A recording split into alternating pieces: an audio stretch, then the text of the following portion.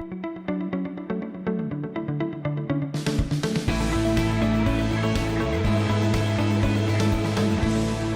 I'm here with Dr. Tracy Mountford, and we're going to be talking about some of the latest looks on the red carpet. Now she's a leading practitioner in the UK, so I'm very excited to find out what she's got to say. Well, there's another really interesting woman, and I always love seeing her on the red carpet, is Helen Mirren. Yeah.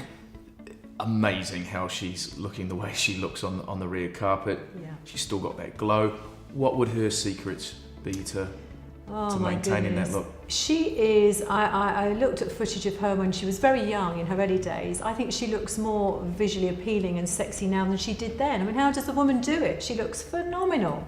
But again, I think it's because she's kept, you can tell her lifestyle factors are pretty good. She's kept her weight under control. She's not too thin, so the face is still quite full and firm. 60 odd, there's no way that can just be from just a good lifestyle. People like this may have had things like skin tightening treatments like thermage, which we mentioned before, which causes the collagen in the skin to tighten.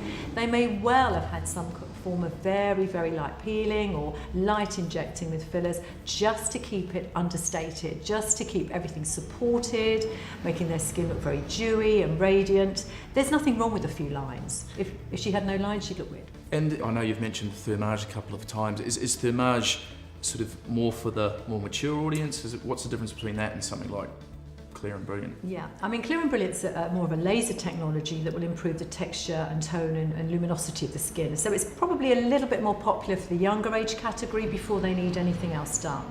Though women of, or men of 50, 60 years of age can still have that done. When we need a little bit more help, when we need a little bit more lift, an improvement of lines and wrinkles, certainly something like thermage would be appropriate. So maybe in the 40s, 50 year age category, just to give that extra edge. Great. And Julianne Moore. So beautiful.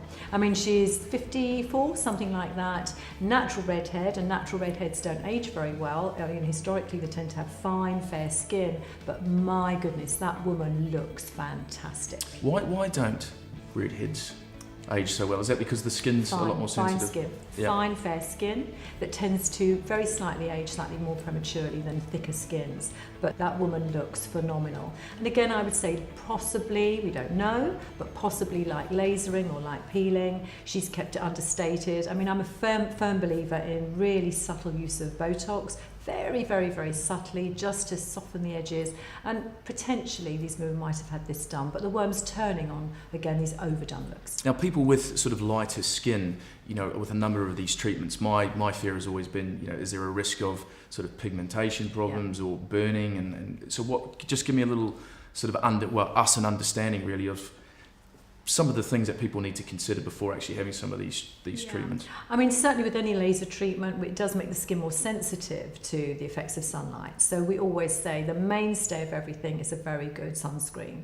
So normally most of my patients, and I'm sure these women, will be using a factor 50 at least to keep their skin in good order. And don't go and fry yourself in the sun. Just be really, really aware that most of the damage on our skin by the time we reach our sort of 30s, 40s and 50s has been largely due to UV exposure, which is quite shocking, and UV exposure that was done years and years and years before.